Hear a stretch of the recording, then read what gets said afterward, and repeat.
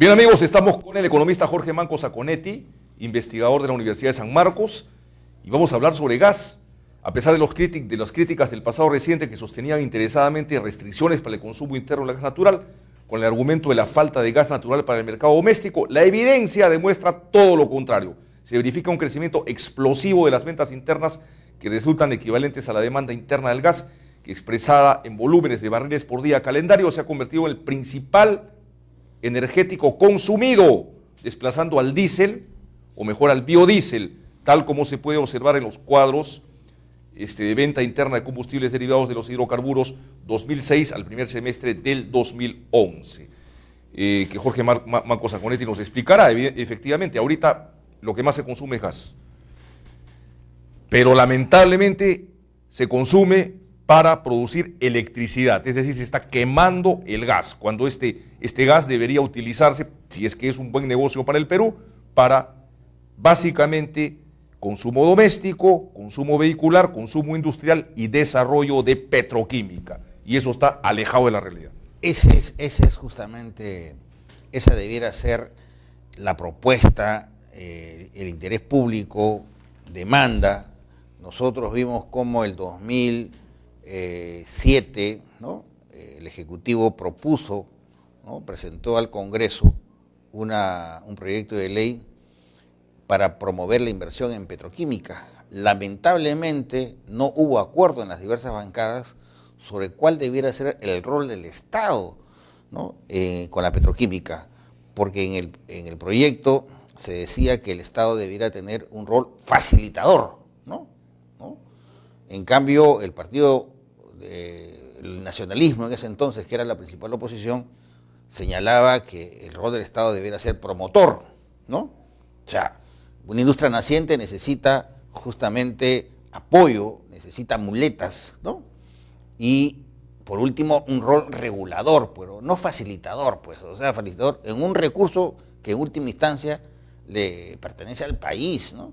Porque en la práctica el desarrollo de la petroquímica significa, sí, con la explotación del gas natural, digamos, tiene un valor de 1, con la petroquímica tiene un valor de 10, de 12, hasta de 15, si es que llegamos a la petroquímica avanzada, que básicamente son los polietileno, los polímeros, los plásticos, ¿no? Así, ¿no? Entonces, bueno, empecemos pues por la petroquímica básica, que es la urea. La urea. Entonces, que la el urea, 95% la importamos, ¿no es cierto? casi el 98%. Para la agricultura. En la agricultura son más de 400.000 toneladas anuales, ¿no? Impresionante. Y prácticamente aquí hubo una empresa, CF Industries, norteamericana, que estaba decidida a invertir más de 1.500 millones, 2.000 millones de dólares, pero ¿qué resulta? El consorcio de Camisea le demora, ¿no? La dotación de gas, y me temo que si no se hace algo al respecto, esta empresa va a desistir y realmente no vamos a tener petroquímica básica, porque no solamente el Perú importa urea, importa Colombia, importa Ecuador, importa Chile, importa Bolivia, hasta los estados colindantes, o sea que el mercado regional existe. Entonces, es, creo yo, la decisión de país, como política de país, es desarrollar la petroquímica. Está bien en el inicio la generación eléctrica a gas natural, es, digamos, los primeros años, pero ya que una vez la industria madura, tenemos que darle mayor valor agregado al gas natural, que es un recurso que tenemos, no solamente en el 88, en el 56, que se está exportando a precios altos ahora, ¿no? Por razones, Japón está pagando precios extraordinarios del gas, ¿no? A Canadá, bueno, pero lo importante es que hay gas, el lote 88, lote 56, 57, 58. El lote 58, por ejemplo, Petrobras, empresa estatal, quiere, ¿no? Construir un gasoducto para llevar el gas a Hilo, y en Hilo hacer un polo petroquímico, ¿no? Pero un país como el nuestro, pequeño, no puede darse el lujo de tener dos polos petroquímicos, pues no va a haber un polo petroquímico en Marcona, en Ica, ¿no? En la vía de Paracas, nitratos, Marcona, CF Industries, y luego otro polo petroquímico en Hilo, ¿no? Oye, creo que el Estado tiene que decir, ¿sabe qué? El polo petroquímico debe estar acá, Entonces, es una decisión de Estado, ¿no?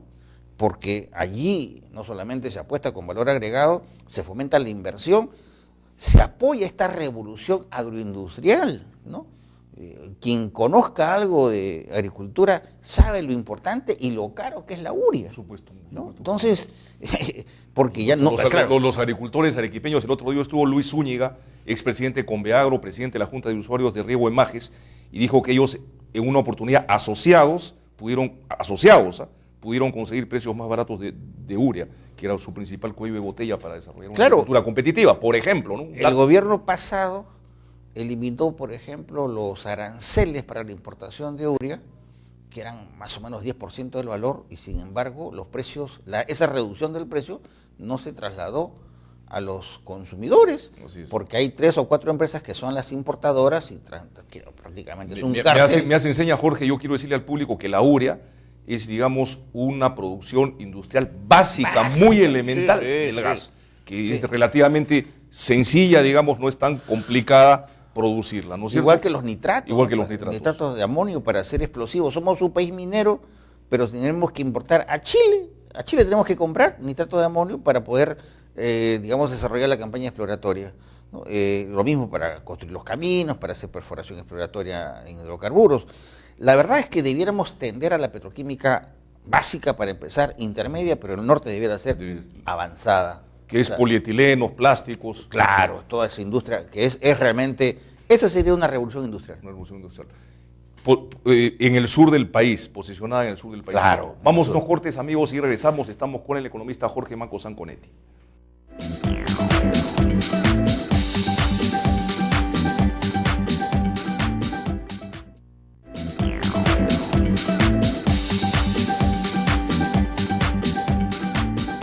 Bien, amigos, continuamos con el economista Jorge Manco Sanconetti. Estamos conversando sobre la revolución del gas natural en el país.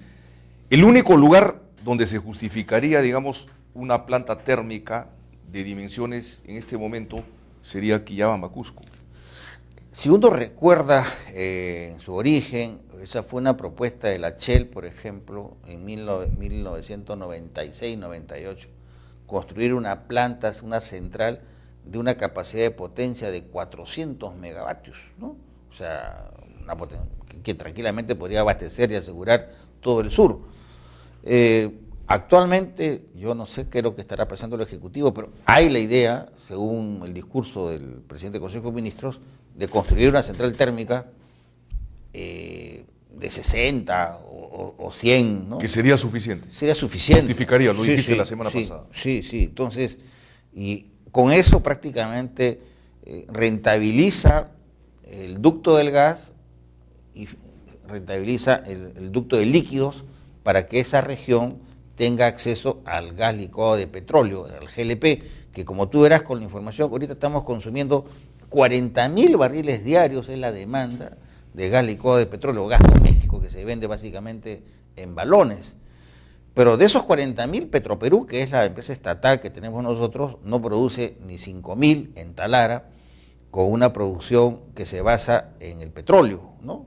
El fuerte, la mayor proporción de GLP se hace en base a los líquidos de gas natural de camisea que se fraccionan en pisco. Estamos hablando de más o menos 37.000 barriles diarios que se obtienen en pisco de GLP. Parte de esos abastece Lima y unos 7.000 barriles diarios se exportan, ¿no? Y ahí Petroperú, cero de participación. No tiene participación. Y en el negocio del gas natural, que como tú verás es la columna vertebral ahora de la demanda, más de 80.000 barriles diarios equivalentes en volumen, prácticamente el 80% se consume en generación eléctrica y el resto es industrial, una pizca residencial, parque automotor, pero en los grifos, que hay más de 150 grifos, Petroperú no tiene mayor participación. O sea, en el negocio de los últimos años, y por eso es importante masificar el gas y el gobierno rápido esa propuesta, y aún así, si llegáramos a 400.000 familias en Lima, el consumo sería mínimo, ¿no? Pero, o sea, necesitaríamos nosotros como en Colombia elevarlo a 2, 3 millones de habitantes para que se vea de realmente. Familias. De familias, ¿no? Entonces, pero eso implica que el Estado se compre el pleito, ¿no? Es decir, que el Estado subsidie por lo menos la conexión y que recupere ese subsidio vía precio. ¿Sabes cuánto pago yo por gas natural mensual? Pago 20, 22 soles, no pago más, ¿no? Pero tengo problemas pues con digamos, los artefactos, ¿no? Que no están conectados al gas natural. Y porque no existe una política de Cálida tampoco, que es un monopolio, de fomentar realmente que la gente, los usuarios vean los beneficios. No hay propaganda. Qué bonito sería que los chistosos o los programas que Rossini hagan pues ahí. Lo que se conoce como gasodomésticos. Exacto, en Colombia, en esos países. Entonces, ¿no? Para que vean, oye, que así como hay electrodomésticos, hay gasodomésticos. Digamos, frigider, lavadoras, secadoras, ¿no? Entonces, o sea, esa energía, esa política de gobierno, esa decisión, digamos, de promover la cultura del gas, no la hay. O sea, es tímida, débil, ¿no? Así como dice Hipólito Unanue, el clima limeño, es una política tímida, pues iba a decir otra cosa, pero voy a ofender a los limeños. No podía ser más clara la forma de graficar la situación del gas. ¿Cuáles son las principales centrales eléctricas que se abastecen con gas en el país? ¿Son 4 o 5? Claro, básicamente es Edegel, ¿no? Que tiene una planta de Ventanilla, que es la única de ciclo combinado, Calpa, Enersur, que son las 3 empresas, ¿no? Que queman gas. Y lo que hay que hacer que el gobierno es obligue al ciclo combinado, en otras palabras, un uso más eficiente del gas para sacarle mayor provecho, porque quemar gas en la generación eléctrica es un despilfarro, es un lujo que se da a un país. De acuerdo, muchísimas gracias, Jorge Marco. El tiempo nos ha ganado, interesantísimo conversar contigo. Nos acabas de decir que aún conectando a Lima 2 millones de conexiones domiciliares, el porcentaje del consumo sería todavía bajo, ¿no es cierto? Impresionante. Seguiremos hablando del tema del gas, amigos, tema vital para el desarrollo del país y en particular para la macrosur. Han sido muy amables. Tengan ustedes muy buenas noches. Doy pase a mis compañeros en Arequipa. Nos vemos mañana.